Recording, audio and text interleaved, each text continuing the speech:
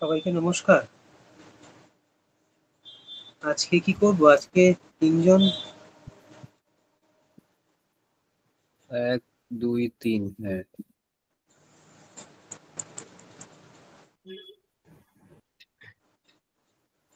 আপনাকে নিয়ে 4 জন। হ্যাঁ, আমাকে নিয়ে 4 জন, ঠিকই।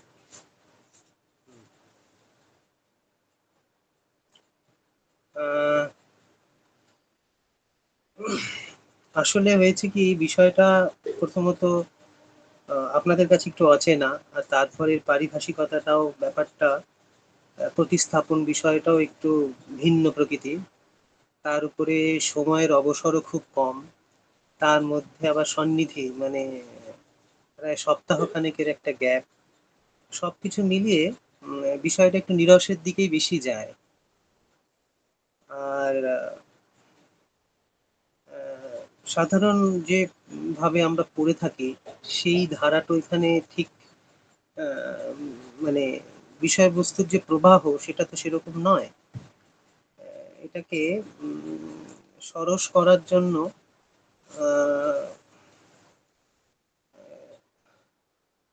আমার অভিমত হচ্ছে যে এরকম যে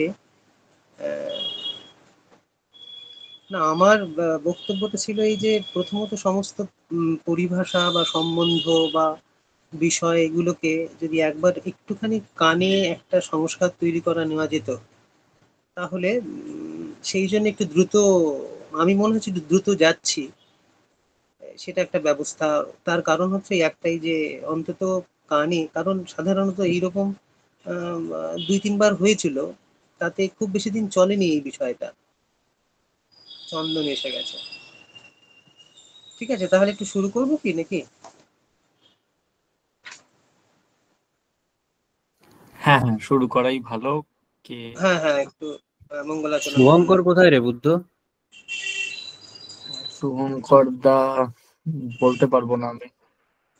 ঠিক আছে, মোটামুটি আমরা যে কজন আছি শুরু করা যেতে পারে।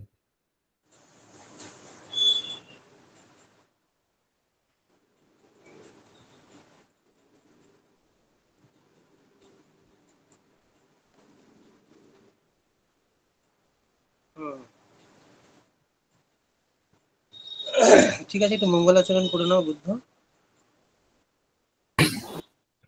ও পূর্ণমদ পূর্ণমিদম পূর্ণাৎ পূর্ণমুদচ্যতে পূর্ণস্য পূর্ণমাদায় পূর্ণমেবাবশিষ্যতে। ওম শান্তি শান্তি শান্তি।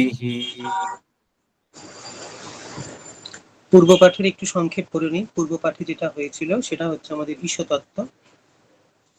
প্রথম মন্ত্রের যে প্রথম ভাগ, ঈশাবাস্যমিদং সর্বম যৎকিঞ্চ জগত্যাম জগৎ, এই যে প্রথম অংশটি রয়েছে, সেই অংশটির মধ্যে দৃষ্টি, পুরুষের যে দ্রষ্টিত্ব বা দৃষ্টির বিশুদ্ধতা, সেই বিষয়ের উপরে এখানে অধিক মনোযোগ দেওয়া হয়েছে। আর দ্বিতীয় অংশে তেন ত্যক্তেন ভুঞ্জিতা মা গৃধাহা কাস্য সিদ্ধানম, এই যে দ্বিতীয় অংশটি আছে, এটির মধ্যে পুরুষের ভোক্তৃত্ব বা ভোগের বিশুদ্ধতার কথার উপরে বেশি জোর দেওয়া হয়েছে। শ্রীমৎ অনির্বাণের ক্ষেত্রে, তার বিশ্লেষণের ক্ষেত্রে ঈশতত্ত্বের মূল বিষয় হচ্ছে এই, যে ঈশ হচ্ছে যে পারম্পরিক যত ভাষ্যকার আছেন, তারা যেমন ঈশ্বরকে বা পরমেশ্বরকে ধরেছেন, ইনিও তাই ধরেছেন। শুধু এখানে একটু ডিটেলিং বেশি আছে, তার বিশদীকরণ একটু বেশি আছে। ঈশ্বর 3টে বিভাবের কথা বলেছেন। প্রথমে যে দৃষ্টিত্ব, পুরুষের দৃষ্টিত্বের কথা রয়েছে, সেখানে 3টি তত্ত্বকে বলা হয়েছে। সেটি হচ্ছে ঈশ্বর, একটা হচ্ছে জগতী, আর একটা হচ্ছে জগৎ। এই 3টে ত্রিপুটির কথা উল্লেখ করেছেন। সেখানে ঈশ্বর প্রাথমিক তত্ত্ব হিসাবে, বা তার বিভাবিত, তার বিভাবকে প্রদর্শন করার জন্য তিনি 3টের কথা বলেছেন। একটা হচ্ছে তার অক্ষরত্ব, একটা হচ্ছে তার অন্তর্যামিত্ব, আর একটা হচ্ছে তার প্রশাসনত্ব। তিনি প্রশাস্ত্রী, তিনি হচ্ছেন অন্তর্যামী এবং তিনি হচ্ছেন অক্ষর। তো 4 নম্বর এই মন্ত্রের যে 4 নম্বর প্যারাগ্রাফে তিনি সেই কথার উল্লেখ করে এবং প্রমাণ হিসেবে তিনি বৃহদারণ্যকের যাজ্ঞবল্ক্যের যে প্রসঙ্গ আছে তিনি অন্তর্যামিত্বের কথা তুলেছেন। তারপরে সেই অন্তর্যামিত্ব থেকে যে আত্মবিচ্ছুরণ হচ্ছে, সেই আত্মবিচ্ছুরণের একদিকে যেমন কি রয়েছে, বিশ্ববিভূতি রয়েছে, তার আর একদিকে বা তার গভীরতার দিকে রয়েছে তার অক্ষরত্ব বা স্বরূপত্ব। অর্থাৎ পরিধুর যে খর স্বভাব বা তার যে আত্মবিচ্ছুরণ, সেটা প্রথম দিকে বা সামনের দিকে বা তার সম্মুখের দিকে। আর যদি তার গভীরতার দিক দেখি তাহলে তার অক্ষরত্ব, অর্থাৎ অন্তর্যামী হচ্ছে তার সেতু, তার ভূমিকা হিসেবে রয়েছেন অক্ষরত্ব। মানে অপ্রবর্তিত আকাশের মতো অস্পন্দ, সমস্ত শক্তির সমস্ত সৃষ্টি সেখানে অসম্ভূত হয়ে আছে। তার ঠিক সামনে রয়েছেন অন্তর্যামী, তিনি সেখান থেকে তার শক্তিকে বিচ্ছুরণ করছে কিভাবে, প্রশাস্ত্রী হিসেবে। এই 3টি বিভাগের কথা উনি বলছেন। তার সঙ্গে বলছেন 6, 7, 4 নম্বর প্যারাগ্রাফের বক্তব্য হচ্ছে এই। 5 নম্বর প্যারাগ্রাফে তিনি এই বিষয়টিকে প্রামাণ্য হিসেবে আরো মুন্ডক উপনিষদের যে ব্রহ্মোপলব্ধির কথা আছে, যে সবকিছুই ব্রহ্ম, সেইখানে তিনি আত্মার যে চতুষ্পাদ কথা বলা আছে, সেই চতুষ্পাদের মধ্যে জাগ্রত স্থান, স্বপ্ন স্থান, সুষুপ্তি স্থান এবং তুরীয় স্থানের মধ্যে যে সুষুপ্তি স্থানের কথা, অর্থাৎ যিনি প্রাজ্ঞ, যিনি ঈশ্বর, যিনি প্রজ্ঞানঘন, যিনি শক্তিরূপ, তাঁর কথা বলে তিনি সেখানে অন্তর্যামিত্বর যে স্থান সেইটিকে প্রমাণ হিসেবে এখানে দিয়েছেন এবং চতুর্থ পাদে প্রপঞ্চ উপশম শান্ত শিব অদ্বৈত যে কথা সেটা বলেছেন। আরো প্রমাণের জন্য 6-এর যে প্যারাগ্রাফটি আছে সেখানে তিনি আত্মার মতো ব্রহ্ম যে চতুষ্পাদ, অর্থাৎ চতুষ্পাদ ব্রহ্মের মধ্যে যে বহিঃপ্রজ্ঞতা অন্তঃপ্রজ্ঞতা এই যে কথা আছে, সেই প্রসঙ্গ তুলে উনি 4টি যে ভূমির কথা বলেছেন। সেখানে জাগ্রত স্থান মানে বৈশ্বানর, তৈজস এবং প্রাজ্ঞ এর মধ্যে ক্রমশ নীতি নীতি নীতি করে যখন উঠে যাচ্ছি, তখন প্রপঞ্চ উপশম হয়ে যাচ্ছে, তখন সৃষ্টি আর থাকছে না। যখন সৃষ্টি আবার প্রপঞ্চ উল্লাসের মধ্যে ফুটে উঠছে, অর্থাৎ ঈশ্বর সেই বিভাব যখন ফুটে উঠছে, অর্থাৎ মানে অন্তর্যামী যখন প্রপঞ্চ উল্লাস, প্রপঞ্চ উপশম মানে গুটিয়ে আসা সৃষ্টি, আর প্রপঞ্চ উল্লাস মানে হচ্ছে উৎসর্জন, অর্থাৎ ঈশ্বর নিজেকে ঢেলে দেওয়া সৃষ্টির মধ্যে। তো সেই প্রপঞ্চ উপশম কৈবল্যের ঐশ্বর্য, যে প্রপঞ্চ উল্লাসের যে স্ফুরত্তা, সেই স্ফুরত্তার মধ্যে আমি অন্তর্যামী রূপে অক্ষরে ঈশনা পাই।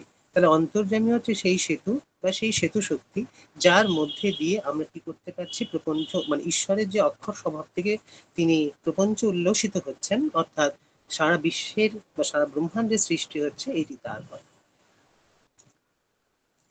সপ্ততে মানে 7 নম্বর যে অনুচ্ছেদ, 7 নম্বর অনুচ্ছেদের মধ্যে তার জগতী তত্ত্বের কথা, মানে ঈশ্বর তত্ত্বের শেষ করে নিয়ে এবার তিনি জগতী তত্ত্বের কথা বলছেন। সেটি হচ্ছে এইরকম যে প্রপঞ্চ উপশম আর প্রপঞ্চ উল্লাস, এই যে প্রপঞ্চ উপশমের সৃষ্টি থাকছে না, সেখানে সব গুটিয়ে যাচ্ছে। আবার তার যখন প্রপঞ্চ উল্লাসের সৃষ্টি হচ্ছে, তখন তিনি তার অন্তর্যামিত্ব রূপে যে শক্তির প্রভাব তিনি ফেলছেন, তাকে তিনি জগতী বলেছেন। সেটি হচ্ছে ঈশ্বরের যে ঋতুছন্দা প্রশাস্ত্রী শক্তি, তাই হচ্ছে জগতী। 7 নম্বর প্যারাগ্রাফটার অনুচ্ছেদের মধ্যে আমরা দেখতে পাই যে প্রপঞ্চ উল্লাসী অন্তর্যামী রূপে অক্ষরের ঈশনা, তাঁর ঋতছন্দা অর্থাৎ ঈশ্বরের ঋতছন্দা প্রশাস্ত্রী শক্তির বিচ্ছুরণ। তাহলে জগতী হচ্ছে সেই শক্তি যা কিনা ঋতছন্দা প্রশাস্ত্রী। ঋতছন্দ মানে হচ্ছে সত্যের আদিম ছন্দ।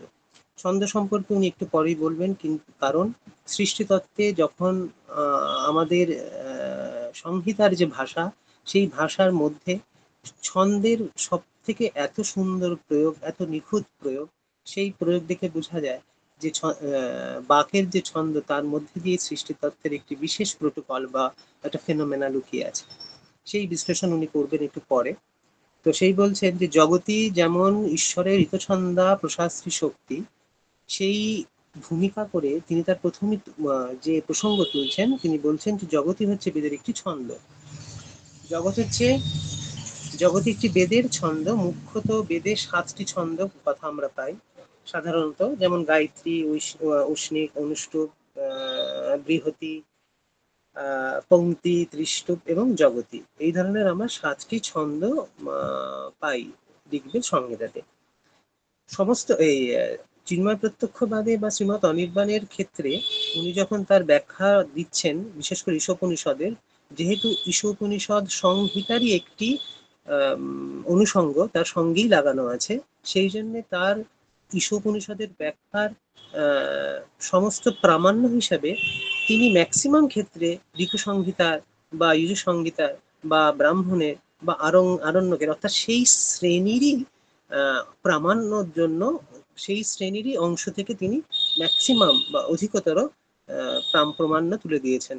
অন্যান্য উপনিষদ হোক, ভাগবত হোক বা অন্যান্য শ্রুতির থেকে তিনি সংহিতা, ব্রাহ্মণ, আরণ্যকে বেশি দিয়েছেন। তার কারণ কি, যেহেতু ভাব এবং ঘনতার দিক থেকে ঈশোপনিষদের যে বক্তব্য সেটা সংহিতার ভাবের খুব কাছাকাছি, আর কোনো রকমের তার ব্যবধান নেই, সেই জন্য তিনি ওনার প্রথম দিকেই তিনি সেটা বলে দিয়েছিলেন যে সমস্ত প্রমাণ সংহিতা, আরণ্যক এবং ব্রাহ্মণ, এই হচ্ছে তার প্রথম প্রামাণ্যের সিঁড়ি।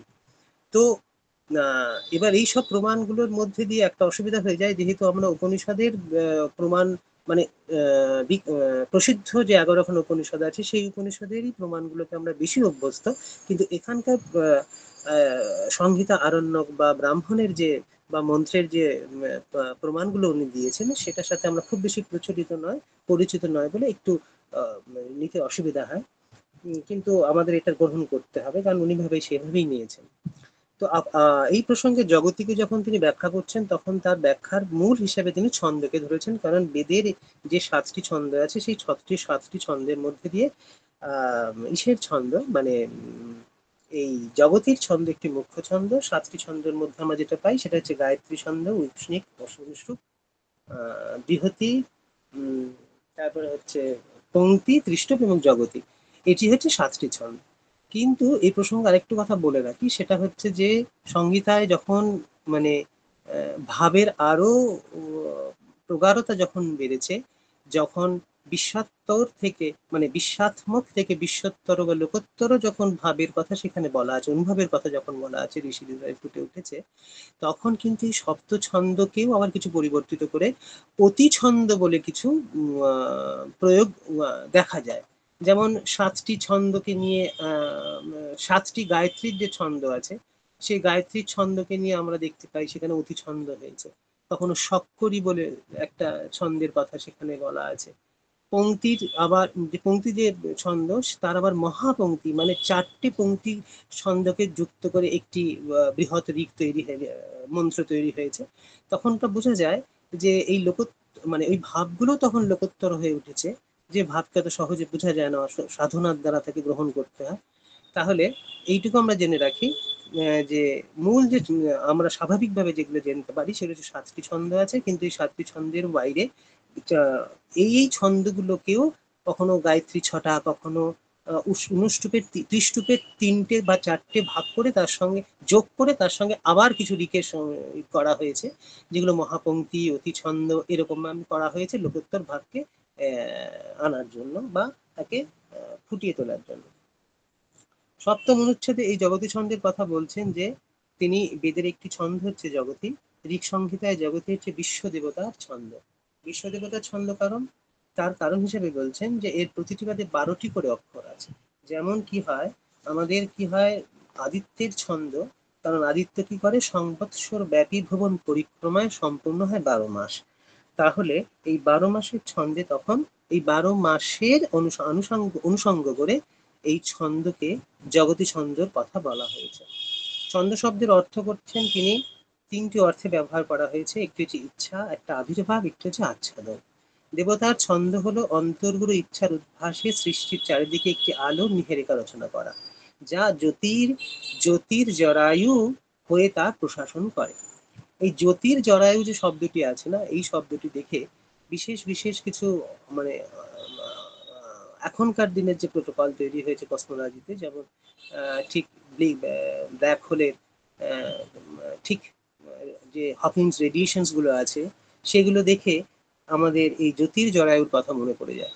তার কারণ যখনই কোনো ব্ল্যাক হোল আমরা দেখতে পাই তখন সেই ব্ল্যাক হোলের মধ্যে ম্যাটার এবং অ্যান্টি ম্যাটারের যে প্রতিনিয়ত যে কাজ চলছে, যে ক্রিয়া বিক্রিয়া চলছে, সৃষ্টিতত্ত্বের এক মহাশক্তির যে ক্রিয়া চলছে সেখানে, সেই শক্তির মধ্যে যখন ম্যাটার এবং অ্যান্টি ম্যাটার জড় এবং অজড়, চিত এবং অচিতের মধ্যে প্রায়শই যে খেলা চলছে, সেই ক্রিয়ার ফলে একটা সেখান থেকে কি হয়, একটা বিকিরণ হয়।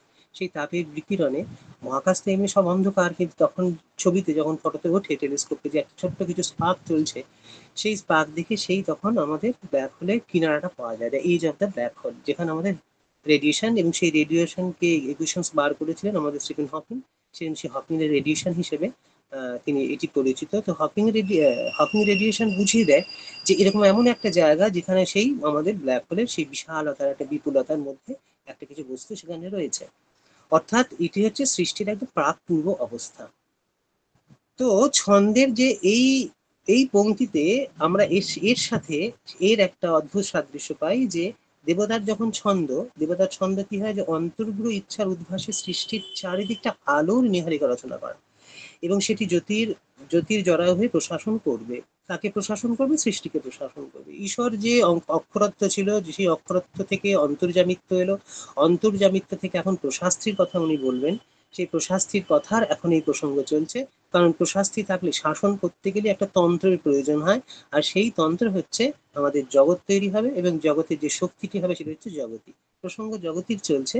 তো সেই জন্য বলছেন যে আদিত্য ও বিশ্ব চৈতন্যের ছন্দ জগতিতে তাই ভুবনেশ্বরী মহাশক্তির অভিব্যঞ্জনা। অভিব্যঞ্জনা আছে মানে কি? শ্রীমৎ অনির্বাণের ব্যাখ্যায় এই যে জগতী, এটি হচ্ছে অদিতি। ঈশ্বর যদি পরমেশ্বর হয়ে থাকেন এবং তিনি যদি বিশ্ব থেকে, বিশ্বাত্মক থেকে বিশ্বত্তর বা লোকোত্তরে গিয়ে তার স্থিতি হচ্ছে, এবং সেখান থেকে যখন সৃষ্টি তৈরি হচ্ছে, তখন তার যে শক্তি, তখন সে শক্তিও সেই ভূমিরই হওয়ার কথা। সুতরাং সংগীতা যিনি, সংগীতায় যে যোগমায়া মহামায়া যে বৈষ্ণব তত্ত্বে যা যেভাবে প্রচলিত করা থাকে, তারই একটি সংগীতার ভাষণ হচ্ছে যে সে হচ্ছে অদিতি। অদিতি হচ্ছে সকলের মাতা। সেই অদিতি দিয়ে, এই অদিতিকেই তিনি বিশ্ব চৈতন্যের ছন্দ করেছেন, এবং সেই ছন্দই যে জগতিতে ভুবনেশ্বরী মহাশক্তির অভিব্যঞ্জনা আছে। আদিত্য, অদিতের বিভূতি। অর্থাৎ আদিত্য মানে সূর্য হচ্ছে যে, সূর্যের মিত্র হচ্ছে যে, সে হচ্ছে অদিতির বিভূতি। আর অদিতি লোকোত্তর মহাশক্তি, তিনি হচ্ছেন কি, তিনি অখণ্ডিতা, অবন্ধনা, অবিনাম, তিনি জগতী হয়েছেন। ঈশ্বর তখন অদিতির অবিনাভিত বরুণ বা অব্যক্ত আনন্দের সেই মহারস্য, যা সব মহারহস্য, যা সবাইকে আবৃত এবং প্রবর্তিত করেও সবার অধিষ্ঠা। ঈশ্বর যে অধিষ্ঠান তত্ত্ব ছিল, যে অক্ষরত্ব তত্ত্বটা ছিল, সেখান থেকে সৃষ্টির মধ্যে দিয়ে তখন প্রশাস্ত্রীটা আসছে। তাহলে প্রশাসন আর অক্ষরত্বের মধ্যে এখানটা সম্বন্ধ আমরা পেয়ে যাচ্ছি। সেটা হচ্ছে কি, যে অদিতি, অদিতি, ঈশ্বর আর অদিতি, এই দুটো অর্থাৎ শক্তি এবং শক্তিমান, অবিনাভূত বরুণ বা অব্যক্ত আনন্দের যে মহারহস্য, যা সবাইকে আবৃত ও প্রবর্তিত করেও সবার অধিষ্ঠা। অর্থাৎ এখানে কি বলছেন, যে অব্যক্ত চেতনা বা অব্যক্ত চেতনার যে দেবতা, তিনি হচ্ছেন কি, তিনি হচ্ছেন বরুণ। আমাদের সংহিতার মধ্যে, সংহিতাতে সাধারণত বরুণ, অদিতি, বারুণী চেতনা, এইগুলো হচ্ছে আনন্দের, এরা হচ্ছে দেবতা। তো বরুণ যখন অব্যক্তের আনন্ত, ঈশো ঈশো তখন অদিতির অবিনাভূত বরুণ বা অব্যক্ত আনন্দের সেই মহারস্য, যা সবাইকে আবৃত করে প্রবর্তিত করে সবার অধিষ্ঠা। ঈশো সবাইকে আবৃত করে প্রতিষ্ঠিত হয়ে রয়েছেন, এবং সেই অব্যক্ত অনন্ত থেকে কে বেরিয়ে আসছে, অদিতি বেরিয়ে আসছেন। কেন বেরিয়ে আসছেন? তার জগতী তত্ত্বকে তিনি রূপ দেবেন বলে। এটি হচ্ছে সাধারণত আমাদের, উনি কোন অনুচ্ছেদে লিখলেন, এটি অনুচ্ছেদ হচ্ছেন 7 নম্বরের যে অনুচ্ছেদ, সেই অনুচ্ছেদে জগতী সম্পর্কে কথা বলবেন। জগতী সম্পর্কে কথা বলতে গেলে এই অদিতি এবং আদিত্য, এই প্রসঙ্গটি উঠে এসেছে। একটা অদিতি সম্পর্কে এখানে একটা ছোট্ট একটা নোট মতো দেওয়া আছে, যে কয়েকটি জায়গা থেকে, মানে সংগীতার কিছু কিছু অংশ থেকে তুলে দেওয়া হয়েছে অদিতি কি। অদিতি হচ্ছে লোকোত্তর মহাকাশ, লোকোত্তরের মহাকাশ। এটা একটা বেদ, বেদ মীমাংসা থেকে একটি অংশ থেকে তুলে ধরা একটি মন্ত্রের বঙ্গানুবাদ করা শ্রীমৎ অনির্বাণে। সেখানে অদিতির একটি পাওয়া যায়, যে তিনি কি মহাশক্তি, তার কি নির্মাণ শক্তি আছে, তার সেইটার কথা, যে লোকোত্তরের মহাকাশে ফুটলো অদিতি, বরুণের রহস্যনিধ স্তব্ধতা। এটা হচ্ছে সৃষ্টির আদির কথা, যেখানে শক্তি এবং শক্তিমান, অদিতি এবং বরুণ, অর্থাৎ অব্যক্ত চেতনা আর ঋতুসন্ধ্যা প্রশাস্তির শক্তি, এই দুটো জিনিস কি হয়ে রয়েছে, ফুটে উঠলো রহস্যনিধর স্তব্ধতা। তারই বুকে জাগলো সূর্য সময়ে যুগনধ্য চিন্ময় দীপ্তি আর সবিতা প্রচোদনা। তাহলে প্রথমে কিছুই ছিল না, শুধুমাত্র একটি যুগনধ্য অবস্থা ছিল, একটা পরম সাম্য ছিল, যার কখনো ভেদ করা যায় না। এইবার সকামায়াত যে আমরা পড়েছিলাম, তিনি কামনা করছেন, তার মুখে যেগুলো কিভাবে দ্বিবচন। প্রথম হচ্ছে আমাদের যেমন এই সিস্টেমটা আমাদের ব্যাকরণেও যেমন আছে, কোনো একটা প্রাতিপদিক তৈরি হয়, সেই প্রাতিপদিক থেকে শব্দ তৈরি হলো, তারপরে তার এক বচন দ্বিবচন বহুবচনের প্রয়োগ হয়। এখানেও সেরকম অসম্ভূতি থেকে শুরু করে তারপরে সম্ভূতি, তারপরে বিভূতি, শূন্য, তারপরে এক বচন, তারপরে দ্বিবচন, তারপরে বহুবচন। এই হচ্ছে সৃষ্টির প্রক্রিয়া। প্রথমে কিছুই ছিল না, তার মধ্যে সূর্য সমেত যে যুগনধ্য ছবি, এ হচ্ছে একটি এক বচন বা একত্মতার কথা। তাই তারই বুকে জাগলো সূর্য সমেত যুগনধ্য চিন্ময় দীপ্তি আর সবিতা প্রচারণা। দুলকের উপান্তে মন্ত্রিত হলো গোত্রভিত ইন্দ্র বৃহস্পতির বজ্র নির্ঘোষ। এই হচ্ছে নির্ঘোষ, আমাদের কমন ভাষায় বলতে পারি যে এটা আমাদের তৃতীয় স্টেজ, যেটা কিনা আমাদের বিগ ব্যাং এর বিষয়।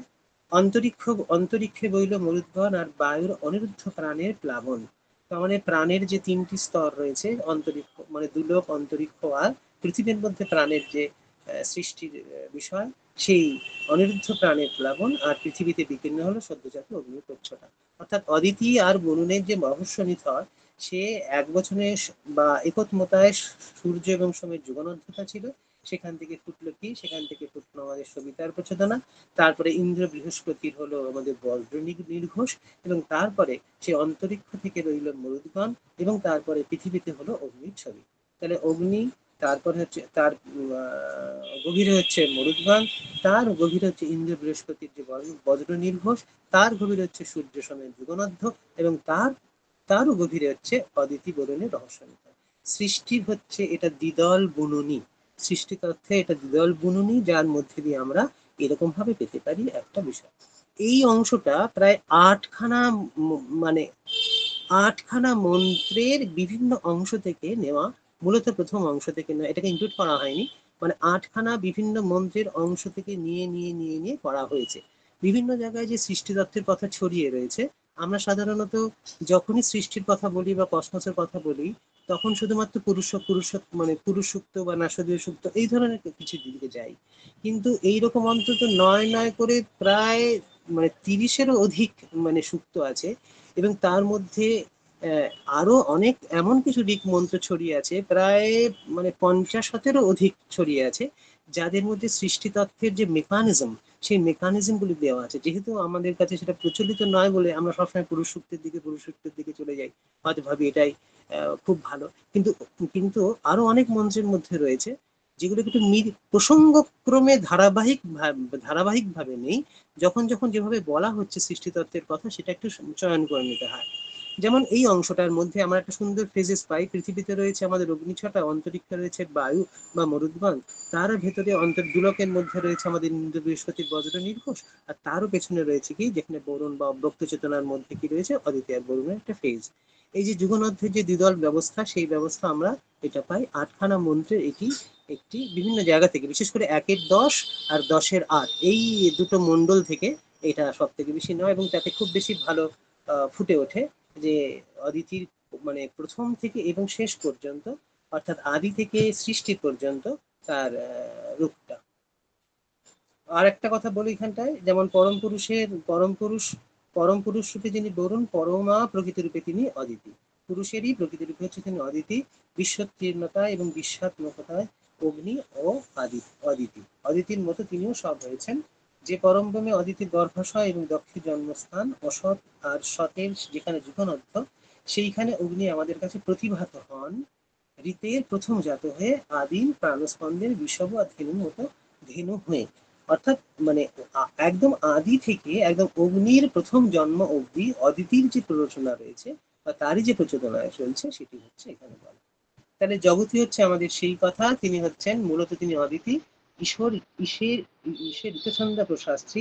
ঈশ্বর যে প্রশাসনের যে বিবরণ আছে, তার বিবৃতিকে, তার যে ভাবনাকে যখন সত্য মানে ঋতুছন্দা করে তুলতে হবে, অর্থাৎ তৈরি করতে হবে বা সৃষ্টি করতে হবে, তখন আমাদের জগৎকে আমরা পাবো। অদিতি সম্পর্কে বলা রয়েছে জগৎতত্ত্বে।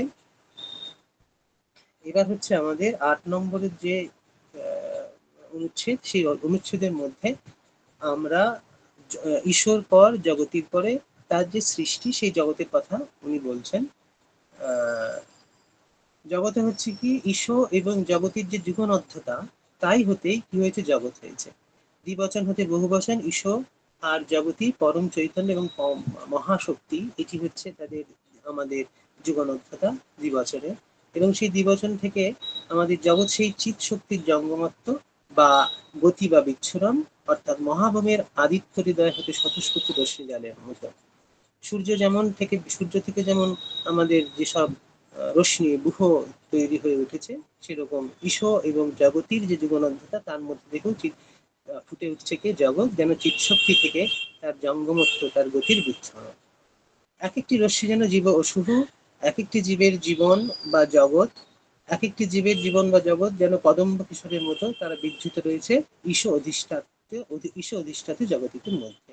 তার জগতির মধ্যে কদম্ব কিশোরের তিনি এক্সাম্পল দিয়েছেন, দিয়ে এভাবেই যেন জীব রয়েছেন। প্রত্যেকটি জগৎ ও জীবের জীবনের পিছনে রয়েছে এই জগতই, ও ভূতের পেছনে ভুবন, সবাইকে আবিষ্ট করে রয়েছে অন্তর্যামী পরম চৈতন্যের ঈশনা। যেমন আমার বায়োলজিক্যাল থিওরিতে বলা হয়, যেমন আজকালকার এই মুহূর্তে মানে লাস্ট 1,500 বছর, লাস্ট 1,500 বছর যে স্প্যান, এই যে ইয়ারটার নাম এখন ঠিক মনে করতে পারছি না, আমার নাম মানে এই নেমিংটা, এই ফেজটার মধ্যে এখনো পর্যন্ত 4 মিলিয়ন স্পিসিস রয়েছে। 4 মিলিয়ন স্পিসিস রয়েছে মানে 40 লক্ষ প্রাণী জগৎ রয়েছে। মানে মানুষ, বিড়াল, ইঁদুর, গাছপালা সমস্ত রয়েছে এরকম বিবিধ বিবিধ বিবিধ ভাবে। 40 লক্ষ প্রজাতিকে প্রতিদিন তার জীবনজনী প্রযত্নের যে প্রচোদনা রয়েছে, সেই বিশাল বৃহৎ যজ্ঞ, তার পেছনে কি রয়েছে, সবাইকে আবিষ্ট করে সেই অন্তর্যামী পরম পরম পরম চৈতন্যের দেশনা। ভূতের পেছনে যে ভুবন, জীবনের পেছনে যে প্রত্যেকটি জগতে জীবের পেছনে যে জীব অসুহুর পেছনে যে ঈশ্বরী প্রচোদনা রয়েছেন, সেটাই উপনিষদ আমাদের বলছেন। এবং তা ভাবলে সত্যি অবাক হয়ে যেতে হয় যে কি অসাধারণ। কারণ এই জন্যেই প্রথমে উনি বলে দিচ্ছেন যে যদি এইরকম বৃহৎ পরিসরে 4 মিলিয়ন প্রজাতির জীবনজনী প্রযত্নে শুধু প্রাণিক সত্তা নয়, দৈহিক সত্তা নয়, মানুষের কাছে সে মানসিক সত্তা, এবং প্রকৃত জন বা মহাজনের কাছে সেই প্রকৃত সত্তা বা আধ্যাত্মিক সত্তা, যে সত্তার আর ইয়ত্তা করা যায় না, এই সমস্ত কিছুর প্রচেতনা যে জগতী শক্তি দিয়ে তৈরি করে চলেছেন এই প্রতিনিয়ত, তা উপনিষদের ভাষায় সেই তাকে পরিণত হতে দেখে আমাদের অবাক হয়ে যেতে হয়। অষ্টম অষ্টমে উনি সেই জগতের কথা বলছেন। সেই জগতে বলার পরে এইবার নবম অনুচ্ছেদে ঈশাবাস্যম ইদম সর্বম, ঈশতে, জগতে এবং জগতী, এই তিনটি ত্রিপুটির কথা বলার পরে তিনি বাস্যম শব্দের অর্থ করছেন যে এই জগতিতে ঈশে এবং এই জগতিতে যে জগৎ, অর্থাৎ যে ভুবন বিথার শক্তি সমুদ্রে যে বিচিত্র বিভূতির ছন্দ আন্দোলন, তাকে বাসিয়া বা উদ্ভাসিত দেখতে হবে এক অক্ষরের ঈশানর দ্বারা। প্রথম অংশে তিনি কি করেছেন, মন্ত্রটির একটি সাধারণ বঙ্গানুবাদ করেছেন এবং সেখানে বাস্য শব্দের উদাহরণ দিয়েছেন। বাস্য শব্দের ওনার যে 3টি শব্দে ব্যবহার করেছেন উনি, এরপরে একটা রয়েছে উদ্ভাসিত, একটা হচ্ছে আপূরিত, একটা হচ্ছে আবৃত, এই 3টি শব্দের ব্যবহার উনি করেছেন। কারণ ব্যাস্য যে বস ধাতু আছে, সেই বস ধাতু নিজান্ত যে বস ধাতু, সেই বস ধাতুর অর্থ বাস করা বা আচ্ছাদন করা হয়। আর এক অর্থ হয় আলো দেওয়া হয়, যা থেকে বৈদিক যে বসু শব্দ আছে, সেই শব্দ বা দেবতার একটি সাধারণ সংজ্ঞা, সেই সবিতা, যেমন বিশ্ববাসু দেব গন্ধর্বাহা, এরকম যে সব প্রয়োগ আছে, সেই সব সিদ্ধ হয়েছে। বসু শব্দের অর্থ আবার ধন হতে পারে, কিন্তু সেই ধন সাধারণত ধনবৃত্ত মানে হচ্ছে আলোকবৃত্তকে বোঝানো হয়। আলোকবৃত্তকে অর্থাৎ সংহিতার যা রেশনা বলা হয়েছে আমাদের পরম পুরুষার্থ। তাহলে এই যে বাস্যম শব্দ, সেই বাস্যম বাস ধাতু যেটা আছে, সেই তার 3টি অর্থ করা যায়। একটি হচ্ছে বাস করা, একটি হচ্ছে আচ্ছাদন করা, একটি হচ্ছে আলো দেওয়া। কিন্তু ওনার যে ভাষ্যের যে এই যে স্তর রয়েছে, এই যে বিশাল বিপুল স্তরে যে উপলব্ধির প্রস্থানের যে একটি বিশেষ পর্যায়ক্রমে যে শব্দ গ্রহণ করতে হয়, তার জন্য তিনি বলছেন যে তবু শেষেরটাই এখানে বিশেষভাবে প্রযোজ্য। কেননা কেননা ঋক সংহিতার একাধিক জায়গায় নিজান্ত বস্তাতুর এই অর্থই খাটে। অর্থাৎ বিশেষত এটি যখন আধারস্থ অগ্নির বেলায় প্রযুক্ত। এরকম জানা আমাদের যেমন জানা রইল যে উনি সমস্ত প্রমাণ সাধারণত ঈশোপনিষদের ক্ষেত্রে সংহিতা, ব্রাহ্মণ, আরণ্যক থেকেই দেওয়া, সেই জন্য ঋজন্ত বস ধাতুর প্রয়োগ সাধারণত ঋক সংহিতার একাধিক জায়গায় যে উদ্ভাসিত অর্থে ব্যবহার করা হয়েছে, তো উনিও সেই ব্যবস্থাটি নিয়েছেন। 10 নম্বরে মানে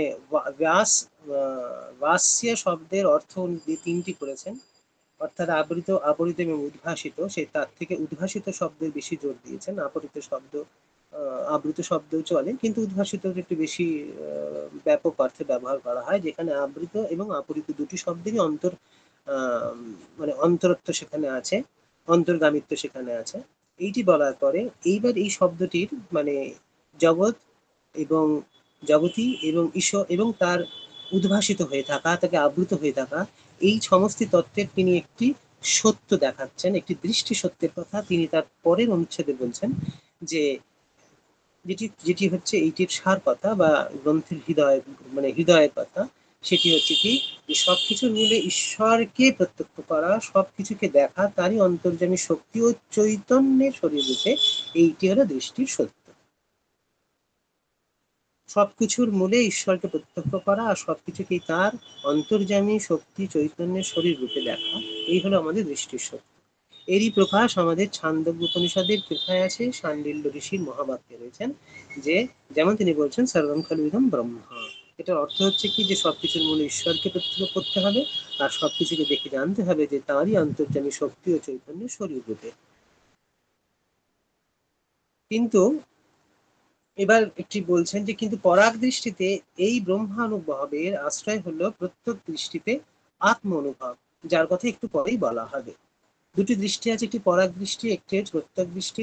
পরাগ দৃষ্টি হচ্ছে বাইরে সর্বত্র রয়েছে, যেখানে জগৎ জীব সবকিছু রয়েছে, তারই যখন অন্তরে অনুভব হয় তখন তার হয়ে যায় প্রত্যেক দৃষ্টি। একটা ব্রহ্মানুভব, একটা হচ্ছে আত্মানুভবের কথা। সেটি কি উনি বলছেন, তাকে যদি এই দেহের দীপঙ্কর, অর্থাৎ আমার যে ঈশ্বর আছেন, যার মূলে মানে যাকে সবকিছুর মূলে দেখার কথা উনি বলেছেন, তাকেই বলছেন যে তাকে যদি এ দেহের দীপঙ্কর ভূতভব্যের ঈশান এক অধমক জ্যোতিরূপে আমার জীবনে ও জগতে অনুভব করতে পারি, তবেই বিশ্বভুবনে ভূতে ভূতে দেখব তাঁরই অমৃত জ্যোতির দীপালি। প্রথমত আমাদের কি কষ্ট লেগছিল, আমাদের প্রতিজ্ঞা বাক্য কি ছিল? প্রতিজ্ঞা বাক্য ছিল যে এই যে সবকিছুর মূলে ঈশ্বরকে প্রত্যক্ষ করতে হবে এবং সবকিছুকে দেখতে হবে তারই অন্তর্যামী শক্তি এবং চৈতন্যের শরীর রূপে।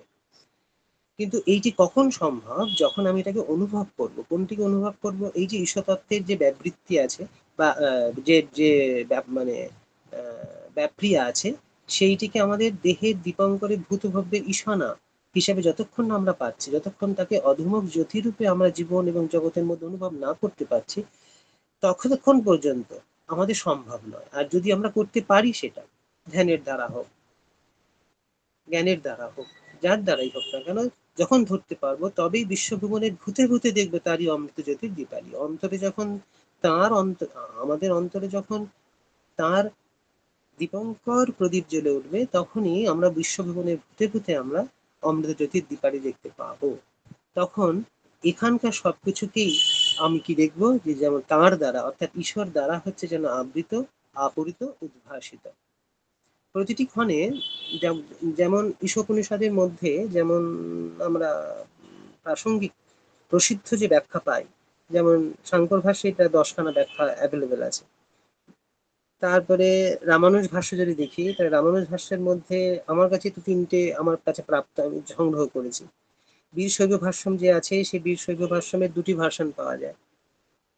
গৌড়ীয় বৈষ্ণবদের যে মধ্যে এরকম পাওয়া যায়। অর্থাৎ মোটমাট 16 থেকে 17খানা যে প্রাপ্ত হয় এই যে উপনিষদের ব্যাখ্যায়, সেই উপনিষদের ব্যাখ্যাগুলো ওভারঅল দেখা যায় মোটামুটি সবে 18শো শতাব্দীর পিছন দিকে বা 18শো শতাব্দীর কাছাকাছি প্রায় শেষ হয়ে গেছে। তারপরে 18শো শতাব্দীর পরে ব্রিটিশ ব্রিটিশ গভর্নমেন্ট যখন ছিল, সেই সময় ক্ষেত্রে যারা যারা নতুন করে বা ভাষ্য দিতে শুরু করেছিলেন, সেই ভাষ্যের যে ধারা কিছুটা পাল্টে যায়। সেখানে সেই পাল্টে যাবার ক্ষেত্রে মূল বিষয়টা হচ্ছে একটাই, যে তখন বিদেশিদের প্রভাবে, মানে 1854 থেকে 1915 থেকে 20 অব্দি, এই যে একটা স্প্যান আছে, এই স্প্যানের মধ্যে যদি 10 জন বিদেশি যারা প্রজ্ঞা ছিলেন, যারা স্কলার ছিলেন, তাদের মধ্যে দেখা যায় 8 থেকে 9 জনই হচ্ছেন আমাদের কি, তারা হচ্ছেন সব জার্মানের। এবং যদ্দূর মনে হয় সেখানে একটা ছিল, আমার মনে হয় সেখানে ভাষার একটা প্রতিবন্ধকতা ছিল। সংস্কৃত ভাষা, সংস্কৃত থেকে যে ব্যাখ্যা তৈরি হতে পারতো, শব্দের যে মানে অতীন্দ্রিয় জগতে যাওয়ার যে ক্ষমতা ছিল, সেই ক্ষমতা তো আমাদের ইংলিশ বা জার্মান ভাষাতে সেভাবে পাওয়া যায় না। সেই জন্যেই অর্থের কিছুটা সংকোচন ঘটে। ধারার, বিজ্ঞানের ধারা বা তাদের বিবরণের ধারার মধ্যে কিছুটা লুসিডিটি আসে, কিছুটা সহজীকরণ আসে, কিন্তু তার একটা বিপরীত দিক হয় কি, যে প্রত্যেকটি শব্দের মধ্যে যে ধরনের অতীন্দ্রিয় ভাবের ধরার কথা ছিল, সেইগুলো একটু সংকুচিত হতে থাকে। 19 শতাব্দীর 1920-30-এর পর থেকে এর আবার একটু পরিবর্তিত হতে থাকে। তার পিছনে 3 জন মূলত কাজ। একজন হচ্ছেন আমাদের দয়ানন্দ সরস্বতী, একজন হচ্ছেন শ্রী অরবিন্দ, আর একজন হচ্ছে শ্রীমৎ অনির্বাণ। এই সমস্ত ধারাকে যদি চোখের সামনে ধরা হয় এবং তারপরে যদি শ্রীমৎ অনির্বাণের এই যে ব্যাখ্যাটা পাওয়া যায়, তখন দেখা যায় যে উপনিষদের একটি ব্যাখ্যার মধ্যে এমনই বিষয় যেখানে আমাকে এই তত্ত্বকে অনুধাবন এবং অবগাহন করার জন্য যে পরিমাণ একটা সাধন তত্ত্বের পথ দেওয়া যেতে পারে, সেইটিও কিন্তু এখানে দর্শিত আছে। যদি একটু প্রগাঢ় অনুভবের সাথে বা একটু প্রগাঢ় মানে মনোযোগের সাথে যদি আমরা একটু ধরতে পারি, তাহলে এর একটা অন্য ফেজই আমাদের, মানে গভীর একটা ফেজ আমাদের মধ্যে ফুটে ওঠে। যেমন সবকিছুর মূলে ঈশ্বরকে প্রত্যক্ষ, প্রতিটি প্যারাগ্রাফের 2-3 অনুচ্ছেদের মধ্যেই আমরা এইরকম একটা সাধন তত্ত্ব দেখতে পাই, যে কিনা তার উপলব্ধি বা অনুভব প্রস্থানের দিকে আমাদের আরো সহজ বা গভীর ভাবে দাগ কাটে। সবকিছুর মূলে ঈশ্বরকে প্রত্যক্ষ দৃষ্টির শক্তি, অর্থাৎ মন্ত্রের যে প্রথম ভাগের কথা, ঈশাবাস্যমিদং সর্বং যৎকিঞ্চ জগৎক্রিয়াং জগৎ, এই কথাটার মধ্যে আমাদের প্রাত্যহিক জীবনের যে কর্ম চেতনা বা ভাব চেতনা বা শক্তি চেতনা, তাকে কিভাবে রূপান্তরিত করব বা তাকে কিভাবে আমি ইমপ্লিমেন্ট করবো, কার্যকরণ ভাবের মধ্যে আনবো, সেইটা ওনার ব্যাখ্যার মধ্যে অনেক স্পষ্টভাবে ফুটে ওঠে। যতক্ষণ না আমার হৃদয়ের মধ্যে আমি ভূতে ভূতে অমৃত জ্যোতির দীপালিকে তখনই অনুভব করতে পারবো, যখন আমাদের মধ্যে, অর্থাৎ আমাদের নিজের মধ্যে দীপঙ্কর ভূত ভব্যের যে ঈশ্বর, তাকে অনুভব যদি না করতে পারি। এবং এটি উনি আমাদের কাছে একটা প্রসঙ্গও তুলেছেন, যে এটা একটা অনুভবেরই বিষয়, শুধু পড়াশোনা করে নিধিতে আসন বা মনন করলেই চলবে না। তার মধ্যে এর আগেও সেটা হয়েছে যে মননের থেকে গভীর মননও করারও প্রয়োজন আছে, কিন্তু সেটা তর্কস্থানে প্রসিদ্ধ ছিল। কিন্তু হৃদয়ের মধ্যে অমৃত জ্যোতির দীপালিকে জ্বালিয়ে যখন আমি অমৃত হতে হতে হতে হতে প্রয়াস করব, তখন জগৎকে দেখার ভঙ্গি পাল্টে যাবে। তখনই একমাত্র ভাষ্যম শব্দের যে উদ্ভাসিত বা আপুরিত বা আবৃত হওয়ার তত্ত্বে উপনিষদ বলতে চাইছেন, তার কথা আমাদের মধ্যে প্রত্যক্ষ হতে পারে। তার কারণ তখন সেটা তর্ক বুদ্ধির স্থান পেলে একটি অখণ্ড সর্বাবগাহী বোধির ক্ষেত্রে আমরা পৌঁছতে পারব। 11 নম্বর যে অনুচ্ছেদ, সেই 11 নম্বর অনুচ্ছেদের মধ্যে তিনি বলছেন যে এই হলো দৃষ্টির বিশুদ্ধি। দৃষ্টির বিশুদ্ধি প্রথম অংশ হচ্ছে দৃষ্টি বুদ্ধি, অর্থাৎ পুরুষ বা সুপার কনসাসনেস বা হিউম্যান কনসাসনেস বা আমাদের কসমিক কনসাসনেস।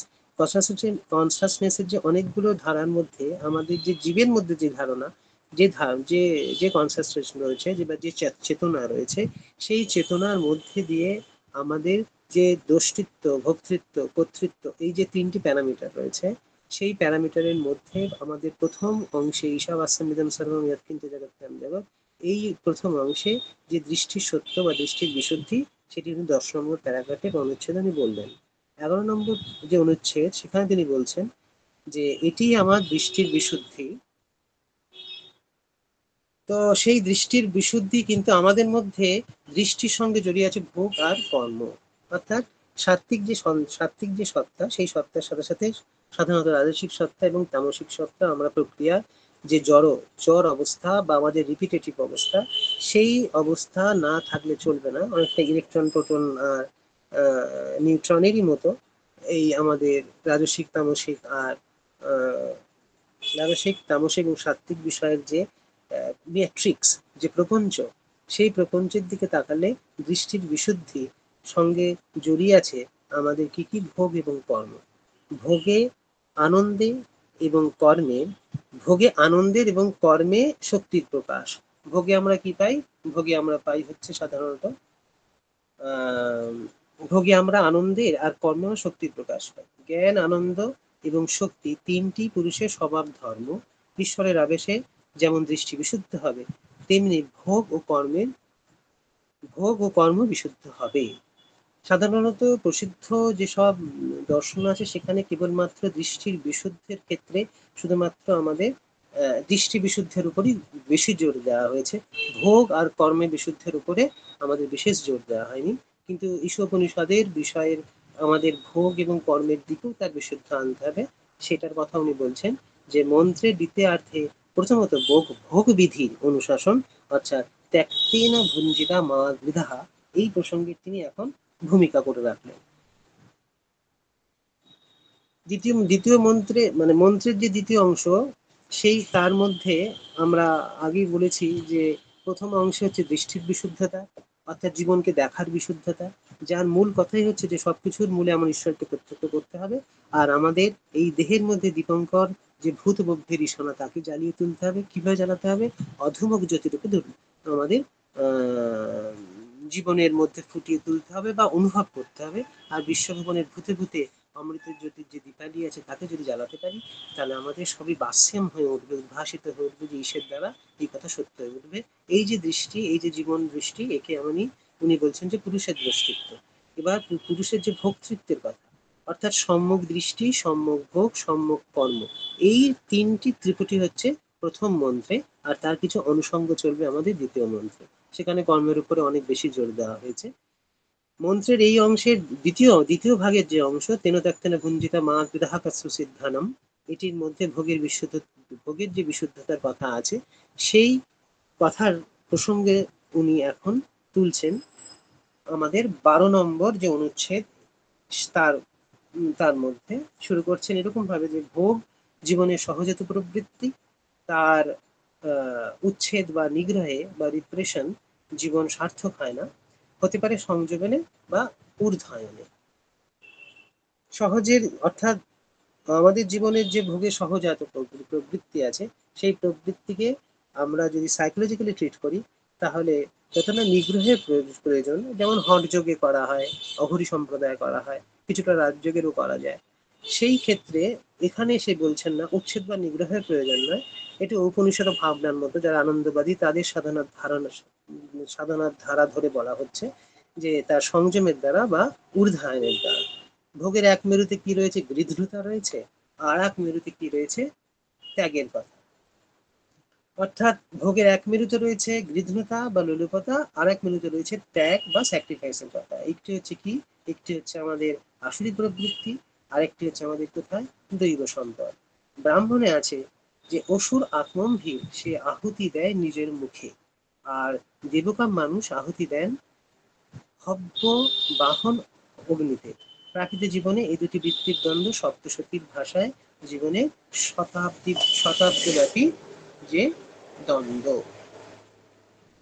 তাহলে গৃহীতা, লোলুপতা, আসুরি প্রবৃত্তির সাথে ত্যাগ এবং দৈব সম্পদের যে শতাব্দীব্যাপী দ্বন্দ্ব, সেই দ্বন্দ্ব চিরদিন এবং সনাতন। আর এই দ্বন্দ্ব না থাকলে কখনোই অন্তর থেকে দহন শক্তি ফুটে ওঠে না। যেহেতু গৃহীতা যখন ত্যাগ যখন আছে, তখন গৃহীতা বা লোলুপতা থাকবেই, কেন লোলুপতাকে আমরা জারিত করি, আমরা কি পাই? আমরা পাই ত্যাগের শক্তি। 13 নম্বর অনুচ্ছেদে উনি বলছেন, একটি ভালো প্রসঙ্গ তুলেছেন যে আসরিক গৃহীতা প্রবল হলে জীবনে এবং সমাজে যে বিপর্যয় দেখা দেয়, তার ফলাবর্ণনার কোনো প্রয়োজন নাই। এ যুগে বিশ্বযুদ্ধে বিভীষিকা তার জলজন্ত উদাহরণ। কোনো চালাকি দিয়ে এই গৃহীতাকে ঠেকানো যাবে না, যদি না মানুষ নিজেকে ধর্মের শাসনে স্বেচ্ছায় না বাঁধতে শেখে। আর সেই ইচ্ছাও তার জাগবে না যদি তার ঐহিক দৃষ্টি রূপান্তর না ঘটানো যায়। 13 নম্বরের শেষের 1, 2, 3, 4, এটি হচ্ছে তার সমাধানের একটি পথ দেখিয়েছেন। তার পূর্বপক্ষে উনি বলেছেন যে আসরিক উদ্গৃহীতা বা লোলুপতা, অর্থাৎ বাসনার মধ্যে প্রবল যে অভিনিবেশ, সেই অভিনিবেশ তখনই যাওয়া সম্ভব যখন আমরা নিজের অর্থাৎ ব্যক্তি সত্তা যখন তার গৃহীতাকে বা লোলুপতাকে ঠেকানোর জন্য কি করবে? ধর্মের শাসনে। কোন ধর্মের শাসনে? যে শাসন অত্যন্ত এই ঈশবাসিত যে ধর্ম, সেই ঈশবাসিত ধর্মের মধ্যে, অর্থাৎ যার মধ্যে কি রয়েছে? অধিষ্ঠান তত্ত্ব, অক্ষরত্ব এবং প্রশাসনত্বকে জেনে জীবনের অন্তরে অমৃত দীপালির মতো যাকে জানতে পারবো, তার অনুশাসনে বেঁধে যদি আমরা শিখতে পারি বা সেই ইচ্ছায় আমরা যদি ঐহিক দৃষ্টিকে অর্থাৎ জাগতিক দৃষ্টিকে যদি আমরা রূপান্তর ঘটাতে পারি, তবেই আমাদের এই গৃহীতা সম্ভব। আমাদের যখন পিস প্রবলেম আছে, বিশেষ যেসব পিস প্রবলেম রয়েছে, সেই পিস প্রবলেমের যে সলিউশনস রয়েছে, ম্যাক্সিমাম ক্ষেত্রে এইসব যেসব ইউনিভার্সিটিস গুলো এর কাজ করছে, মানে ইউকে থেকে শুরু করে, অস্ট্রেলিয়া থেকে শুরু করে, আমেরিকা থেকে শুরু করে, তাদের মূল সমস্যা হচ্ছে যে এই যে তারা সবসময় ব্যক্তি চৈতন্যকে ধরে পিসের সম্ভাবনা করছে না। এদের মূল সমস্যা হচ্ছে যে তারা বস্তু চেতনাকে ধরে পিসের সাধনাটা করতে চাইছে। ফ্রিডম অফ দ্য পিস চাইছেন এরা তার উপরে মানে অবজেক্টিভ করে, সাবজেক্টিভ করে নয়। যেটা আমাদের প্রাচীন ভারতবর্ষে বহু আগে থেকেই বলে চলেছেন, যে যদি নিজেকে ধর্মের শাসনে যদি না বাঁধতে পারি, ঐহিক দৃষ্টিকে যদি রূপান্তরিত না করতে পারি, অর্থাৎ আমাদের যে পরাগ দৃষ্টি আছে, যাকে যদি প্রত্যেক দৃষ্টিতে না বাঁধতে পারি, তাহলে সম্ভব নয়। ঈশোপনিষদে আমাদের সেই ধরনেরই জীবন শিক্ষার কথা বলে। সেই শিক্ষার ব্যাপারে আমাদের 5খানা ধর্মস্কন্ধের কথা বলা আছে। তার এখানে তিনি একটি সমন্বয় করছেন, এখানে একটি সমুচ্চয় নিয়ে আসছেন, যে ধর্মস্কন্ধের কথা ধর্মস্কন্ধের কথা আমাদের আগেই বলা হয়, ধর্মের কথা আমাদের আগে বলেছি। তার মধ্যে দৃষ্টি বিশুদ্ধির প্রয়োজক হলো ব্রহ্মচর্য, অধ্যয়ন আর তপ। ব্রহ্মচর্য, অধ্যয়ন, তপ, দান এবং যজ্ঞ, এখানে যে 5খানা যে ধর্মস্কন্ধের কথা বলা আছে, সেই 5খানা ধর্মস্কন্ধের মধ্যে প্রথম যে 3টি আছে, ব্রহ্মচর্য, অধ্যয়ন এবং তপ, এটি কি? এটা হচ্ছে দৃষ্টি বিশুদ্ধির প্রয়োজন। অর্থাৎ সবার মনে যে ঈশ্বরকে দেখা, ঈশ্বরের ঈশ্বরকে দেখা এবং সমস্ত কর্মকে তার মধ্যে সমর্পিত করা, এবং আমাদের অন্তরের মধ্যে তার অমৃত দীপালিকে জ্বালাবার যে একটা ঐকান্তিক যে প্রয়াস, তাকে জ্বালাবার জন্য, এই দৃষ্টি বিশুদ্ধির জন্য আমাদের তার প্রথম সাধন হচ্ছে কি? একটি হচ্ছে ব্রহ্মচর্য, একটি হচ্ছে অধ্যয়ন, একটি হচ্ছে তপ। আর গৃহীতার যে প্রতিষেধক সেটি হলো দান এবং যজ্ঞ। দান এবং যজ্ঞ, দান আর যজ্ঞটা তিনি কিছুটা পারিভাষিক কথা না বলে কিছু ব্যাপক অর্থে কিছু বলছেন। সেটি হলো কি? দুইয়ের সমুচ্চয়, গৃহীতার প্রতিষেধক হলো দান ও যজ্ঞ, আর দুইয়ের সমুচ্চয় হলো ত্যাগ। অর্থাৎ দান এবং যজ্ঞকে যদি আমি একসাথে করি বা একসাথে প্রতিপালন করার প্রয়াস করি, তাহলে সেই মানসিক প্রচেষ্টার নাম হচ্ছে ত্যাগ। সর্বভূতের হিতের জন্য, সর্বভূতের সুখের জন্য যে ত্যাগ, সেই হচ্ছে আমাদের দান। আর দেবতার উদ্দেশ্যে দ্রব্য ত্যাগ বা আত্মহুতি, তাই হচ্ছে আমাদের যজ্ঞ। তাহলে দান, যজ্ঞ, ব্রহ্মচর্য, অধ্যয়ন এবং তপ, অর্থাৎ প্রথম যে ত্রিপুটি আছে, সেইটি যে 3টি তত্ত্ব, সেই ত্রিধা ব্যঞ্জনার মধ্যে আমরা কি কি পাচ্ছি? ব্রহ্মচর্য, অধ্যয়ন এবং তপ। এই দিয়ে আমরা এর সাধন করে আমরা দৃষ্টি বিশুদ্ধ পেতে পারি। আর ভোগের বিশুদ্ধতা যেটা আছে, তাকে আমি কি দিয়ে পাই? একটি দান দিয়ে পাই, আর একটি আমরা কি দিয়ে পাই? এটি হচ্ছে যজ্ঞ দিয়ে পাই। যখন সর্বভূতের কথা ভাববো, যখন সর্বহিতের কথা ভাববো, তখন আমরা তাকে সেই হিসেবে যখন আমরা ত্যাগ করতে চাইবো, তখন সে হচ্ছে দান। আর দেবতা, অন্তর্দেবতার উদ্দেশ্যে যে আমি দ্রব্য ত্যাগ করি বা যে আত্মত্যাগ করি বা যে আত্মাহুতি দিই, সে হচ্ছে আমাদের যজ্ঞ। অনুচ্ছেদ 15-তে উনি বলছেন যে, এইটি তার বিবরণ দিচ্ছেন, বিবৃতি হচ্ছে এরকম যে, দিয়ে সুখ আছে এ প্রত্যক্ষ সিদ্ধ, খেয়ে যে সুখ তার চাইতে বেশি সুখ হচ্ছে খাইয়ে। এই পরার্থপর সুখের সংস্কার যদি দৃঢ়মূল হয়, তাহলে সহজেই বিষয়ে বৈরাগ্য আসে। এটির অর্থ হচ্ছে কিরকম? যে আমরা যখন খাই, যেমন আমাদের মায়ের চোখে আমরা খুব ভালোভাবে দেখি, তিনি না খেয়ে আমাদের প্রাণ, পিতার ক্ষেত্রেও তাই দেখি। যখন আমাদের স্নেহ এবং মমত্ব বিষয়ে থাকে, তখন এই বিষয়টির একটি সাত্ত্বিক স্নেহ, সাত্ত্বিক মমত্বের একটি ভালো উদাহরণ, যে মা তার নিজের সন্তানের যে খাদ্য অনুষ্ঠান করছেন, যে তিনি তার মধ্যে তার মমত্ববোধ, সেই মমত্ববোধের মধ্যে তিনি তার নিজের আহার না গ্রহণ করেও খাইয়েও তখন তিনি সুখ পান। তা এইটির মধ্যে তার মানসিক তৃপ্তি, অর্থাৎ আমাদের বস্তু থেকে ভাবে যাওয়া, ভাবে থেকে শক্তিতে যাওয়া, শক্তি থেকে চিদ্রূপে যাওয়া, এই যে একটা চেতনার অধিক্রমণ রয়েছে, একটা উৎক্রমণের যে বিষয় রয়েছে, তার প্রাথমিক বিষয় হিসেবে বলছেন যে খেয়ে সুখ। কিন্তু যদি অন্তর দিয়ে দেখি, যদি ভাবের দিকে যাই, তাহলে দেখবো যে সুখ খেয়ে নয়, খাইয়ে বেশি সুখ। কারণ পরার্থ সুখের জন্য যে সংস্কারে দৃঢ়মূল হয়, তাকেই আমরা সহজ বৈরাগ্য বা বিষয়ের বৈরাগ্য আমাদের আসে। ভোগ লোলুপতায় ভাটা পড়ে, তৃষ্ণার বিষদাঁত ভেঙে যায়। তখন তিনি ব্যাসদেবের ভাষায় বলতে চাইছেন যে, তৃষ্ণা তর্পণে যে সুখ, তৃষ্ণা ক্ষয়ের সুখের এক আনাও নয়। এই সুখ অপিপাস অকাম হত শ্রোত্রের আত্মসুখ, যা বাইরের উপর নির্ভর করে না, অর্থাৎ বস্তুর উপর নির্ভর করে না, এটি আত্মরমতা বা ভাবের উপর নির্ভর করে। আবার বাইরের মাত্রা স্পর্শকেও যা রূপান্তর করে ব্রহ্ম সংস্পর্শে, অর্থাৎ আমাদের যে ভাবে যদি আমরা বিশুদ্ধ হয়ে যাই, তাহলে আমাদের আশেপাশে যে বস্তু বা আমার আত্মগত ভাব যদি শুদ্ধ হতে থাকে, বৃহৎ হতে থাকে, তাহলে আমাদের আশেপাশের যে বস্তু তারও সংস্পর্শ আমাদের চেঞ্জ হয়ে যায়। বৃহদারণ্যোপনিষদের ভাষায়, যিনি হৃদয়ের আকাশে শয়ান বিজ্ঞানময় সর্বেশ্বর মহান আত্মা, তাকে জানবার একটি সাধন হলো দান। আর তার তিনি ব্যবৃতি করছেন এখানটা, তার একটা বিবৃতি দিচ্ছেন যে নিজেকে সবার মধ্যে বিলিয়ে আমরা তাকেই পেতে পারি যিনি সবার অন্তর্যামী। অর্থাৎ সর্বাত্ম ভাবের কথা তখনই সম্ভব হয় যখন আমি সবার মধ্যে সেই অন্তর্যামিত্ব তত্ত্ব, অর্থাৎ ঈশ্বর যে তিনটি বিভাগ তিনি প্রথমে দেখিয়েছেন, একটি অধিষ্ঠান তত্ত্ব, একটি হচ্ছে অন্তর্যামী তত্ত্ব, আর একটি হচ্ছে প্রশাসনের তত্ত্ব। তাহলে যদি দান, যজ্ঞ, ব্রহ্মচর্য, অধ্যয়ন, তব এই পঞ্চস্কন্ধই আমাদের ঈশ্বর যে তার তিনটি যে বিভাগ আছে, সেই তিনটি বিভাবেই তারা বিভাবান্বিত। দান তখনই সম্ভব যখন আমরা কি করতে পারি, তাঁর মধ্যে অর্থাৎ সবার মধ্যে যে সর্বাবগাহী সর্বনুষ্যত, তিনি সর্বময়, তার মধ্যে যখন আমি নিজেকে বিলাতে পারি, অর্থাৎ বোঝাই যাচ্ছে যে নিজের আত্ম সংকোচকে সবসময় সমর্পিত করে দিয়ে সমস্ত বাসনা বা কামনার মধ্যে যদি নিজেকে মুক্ত করতে পারি, তাহলে আমাদের মন, আমাদের যে ব্যক্তি মন, সেই ব্যক্তি মন বিশ্ব মনের মধ্যে দিয়ে পৌঁছে যায়।